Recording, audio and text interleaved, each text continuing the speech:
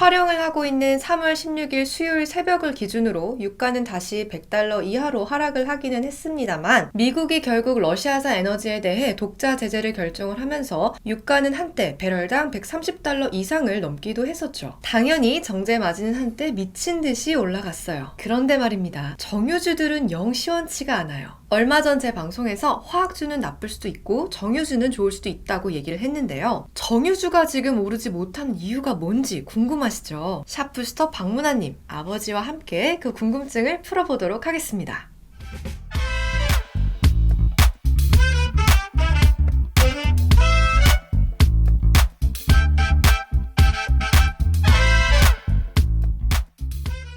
아버지, 정제 마진이 급등을 하고 있는데 도대체 정유주가 왜 빠지는 겁니까? 기본적으로 유가가 오르면 정유주한테는 좋아. 이제 유가가 쫙 올라가게 되면 재고평가 이익이라는 것이 생기기 때문에 기본적으로 좋다고 볼 수가 있어. 그거는 알고 있죠. 중동에서 석유를 배에 싣고 오는 도중에 유가가 오르면 그만큼 평가 차익이 생긴다라고 내가 아빠한테 배웠었는데 그럼 정유주가 올라야지 왜 하락을 하는지가 궁금하다고. 최근 정유주 하락에는 다른 이유가 좀 있어. 우리가 처음에 우크라이나 관련돼서 이야기했을 때 대안이 무엇이었다고 그때 얘기를 했었지? 그때 이제 에일라트 아슈켈론 루트를 그렇지. 통해서 남유럽을 커버할 수 있다 이런 얘기를 했었어. 근데 그게 지금 마음대로 되지 않은 것 같아.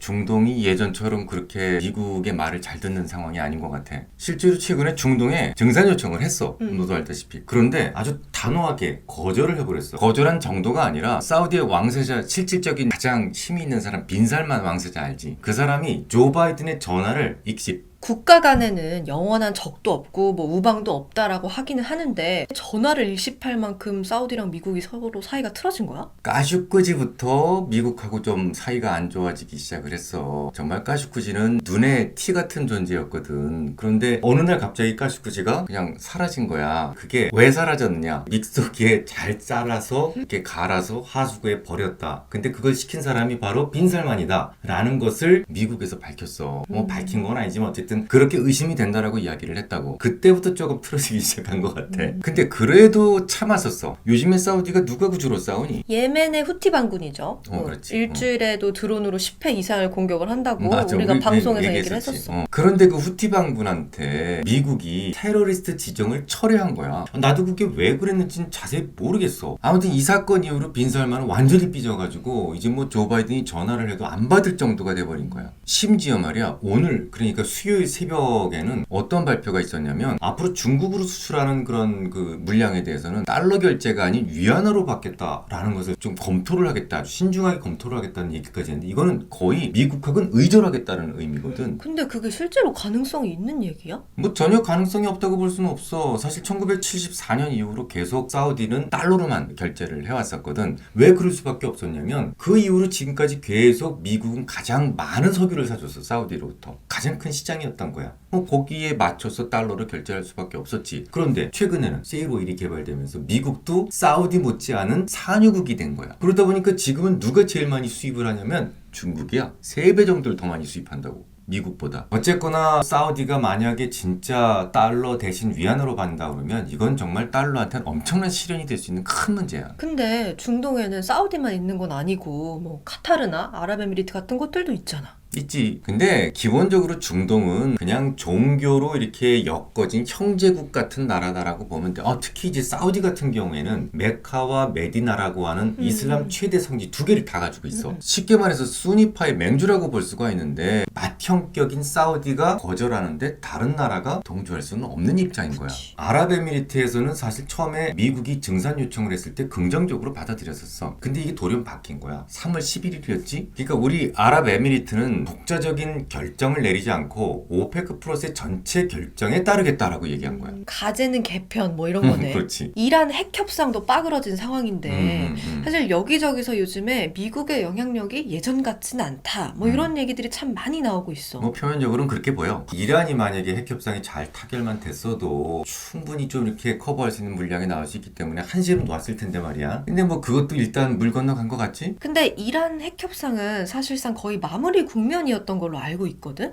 근데 이것도 갑자기 빠그러지게 된 이유가 뭐야? 러시아가 핵협상 당사국인 거 알지? 그치. 지난 5일, 그러니까 3월 5일 날에 세르게이 라브로프 러시아의 외무부 장관 그 사람이 뭐라고 얘기를 했냐면 앞으로 있을 수 있는 이란과의 핵협상에 대해서 러시아에 대한 경제 제재가 영향을 미치지 않았으면 좋겠다. 그러니까 앞으로 이란과 러시아 사이에 사업적인 부분에 영향을 미치지 않았으면 좋겠다. 이것을 미국이 서면으로 인정을 해달라라고 요구를 했어. 그런 요구를 들어줄 수는 없잖아. 그러니까 실질적으로 그렇게 요구를 하면서 틀어진 거야. 그런데 이제 최근에 이란이랑 러시아 외무장관이 다시 이제 회의로 만났단 말이지. 만났어. 그때 거기서 조속히 빈 회담이 재개가 되기를 바란다. 뭐 이렇게 최근에 얘기를 한 걸로 알고 있거든. 그렇게 말하긴 했어. 근데 그거는 워낙 서방 세계에서 러시아가 지금 방에 놀고 있다라는 얘기를 하니까 그냥 뭐 말을 그렇게 한 거고 사실 뭐 러시아가 한두 번 거짓말을 했어야지. 아무튼 3월 16일 현재까지 다시 빈 회담이 열린다는 그런 말은 없었어. 그러면 베네수엘라로 사람 보낸 건 어떻게 된 거야? 그렇지. 카라카스 쪽으로 보냈어. 그런데 이제 그것도 그쪽에서 뭐라고 얘기를 했냐면 너무 오랜 시간 동안 미국의 제재를 받아가지고 지금 설비가 남아도는 게 없다. 만약에 조금 석유를 가져가고 싶으면 미국이 돈을 가져와서 직접 투자를 해서 만약에 한다면 한 50만 배럴 정도는 줄 수 있다. 뭐 이 정도로 얘기를 했어. 뭐 근데 지금 그게 미국의 여야가 다 반대를 하고 있기 때문에 넘어야 될 산은 굉장히 많다고 보면 될 것 같아. 근데 베네수엘라는 좀 아닌 것 같다라는 생각인 게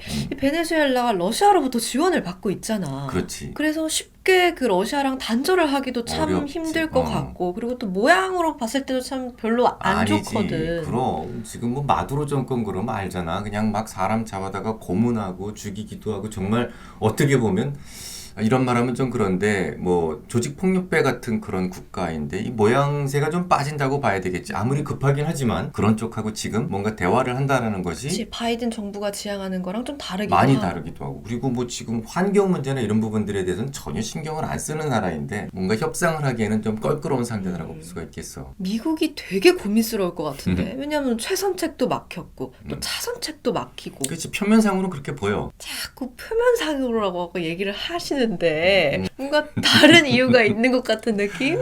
있지. 근데 뭐 그것까지 얘기하려면 너무 이제 말이 길어지니까. 아무튼 중요한 건 뭐냐면 정말 미국이 손해보는 것 같고 뭐가 다 막히는 것 같지만 실질적인 이익은 다 취하고 있다. 이것만 생각하면 있으면 돼. 그러면 자세한 이야기는 녹화 끝나고 나만 들어야지.